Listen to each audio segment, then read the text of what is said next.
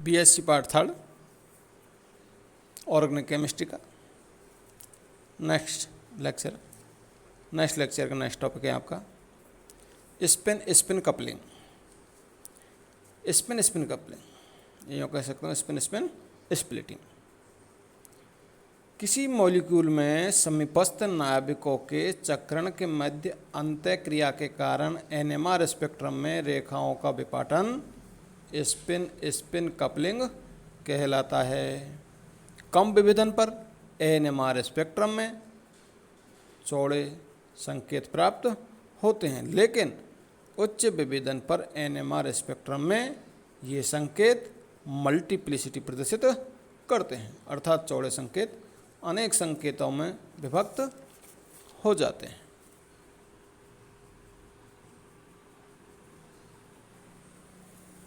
लेकिन देखें, चौड़े एवं विभक्त हुए संकेतों के विपाटन को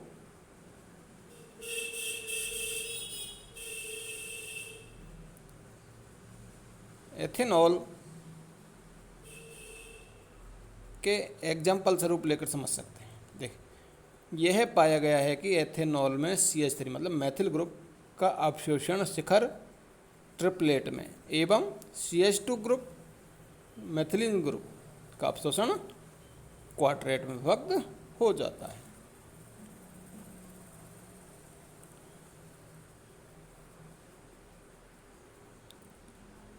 सब कंपोनेंट की वह संख्या जिसमें शिखर विभक्त हो जाते हैं वह उसकी मल्टीप्लिसिटी कहलाती है। इसका मान n+1 के बराबर होता है। तो आपको CH2 और CH3 के बारे में बताया, एथेनॉल के बारे में। OH का एक सिग्नल आप PDF में देख रहे हैं, OH का एक सिग्नल CH2 किस में विभक्त हो गया, क्वाड्रेट में, और CH3 ट्रिपलेट में। अर्थात सब कंपोनेंट्स की वह संख्या जिसमें शिखर विभक्त हो जाते हैं वह उसकी मल्टीप्लिसिटी कहलाती है। इसका मान n+1 के बराबर होता है। जहाँ n निकटवर्ती कार्बन परमाणुओं से जुड़े समतुल्य हाइड्रोजन परमाणु की संख्या है। CH3 व CH2 समूह के सब कंपोनेंट्स की स्पेसिंग समान होती है।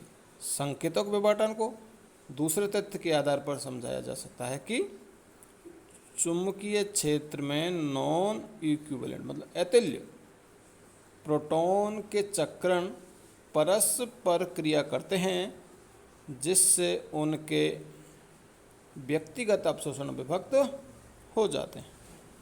जैसे CH2 समूह के प्रोटॉनों के चक्रण 3 प्रकार से 1:2:1 व्यवस्थित होकर CH3 समूह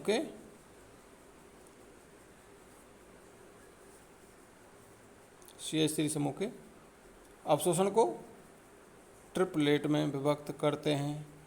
एवं इसी प्रकार CH3 समूह के प्रोटॉनों के चक्रण 4 प्रकार 1:3:3:1 से व्यवस्थित होकर CH2 अवशोषण को क्वाड्रेट में विभक्त कर देते हैं, जो कि आपको नेक्स्ट पेज पर PDF में देखें। जब CH2 में जो 2 प्रोटॉनों के सिग्नल्स है वो स्पाइन चक्रण है वो 3 प्रकार से व्यवस्थित हो जाते हैं, जो कि आपको देख रखे हैं। एक तो रेनफोर्स, दोनों सिग्नल से एक तरफ ऊपर तरफ है जैसे दिखा रखा है। दूसरा कलेक्ट इफेक्टिंग, तीसरा अपोजिट। तो इस रेशियो 1:2:1 में व्यवस्थित हो जाते हैं।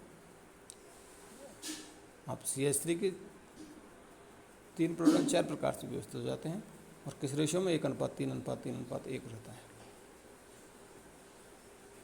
किसी भी मल्टीप्लेट की सापेक्ष तीव्रता को Γ+1 की power n Γ+1 whole power n द्वारा ज्ञात किया जा सकता है, जहाँ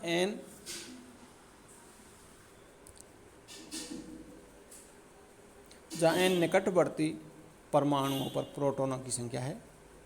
जिस प्रकार CH2 समूह के द्वारा आने वाले ट्रिपलेट की सापेक्ष तीव्रता गामा प्लस 1 होल स्क्वायर बराबर gamma square plus 2 gamma plus 1 अर्थात 1:2:1 होगी, इसी प्रकार CH3 प्रोटॉनों के द्वारा आने वाले क्वाड्रेट की सापेक्ष तीव्रता गामा प्लस 1 की पावर q मतलब 3 बराबर मतलब gamma 3 plus 3 gamma square plus 3 gamma plus 1 अर्थात 1:3:3:1 होगी। अदर एग्जाम्पल्स देखें, CH3 CH2 CH2 Br bromopropane में देखें आप ए प्रोटॉन ट्रिपलेट 1:2:1 में, बी प्रोटॉन्स ABCD में आपको ऊपर प्रोटॉनों के नीचे लिखे हुए हैं।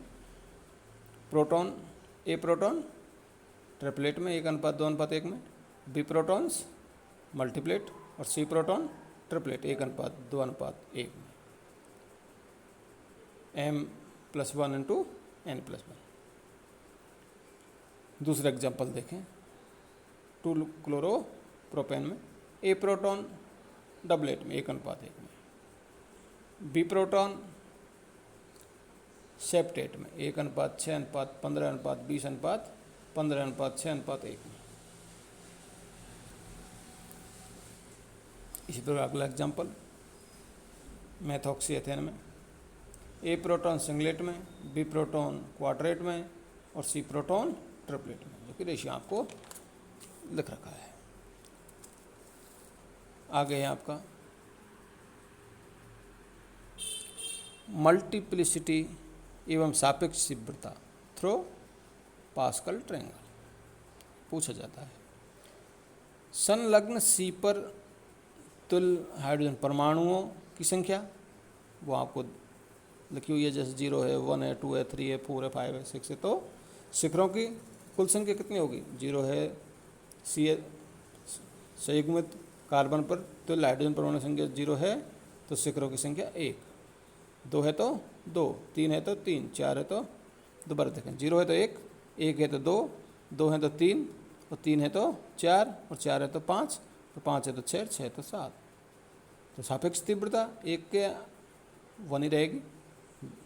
जब शिखर 2 है तो 1:1, शिखर 3 पर 1:2:1, शिखरों की संख्या 4 है तो 1:3:3:1 में और 5 है तो 1:4:6:4:1 में, 6 है तो 1:5:10:10:5:1 में और 7 पे 1:6:15:20:15:6:1।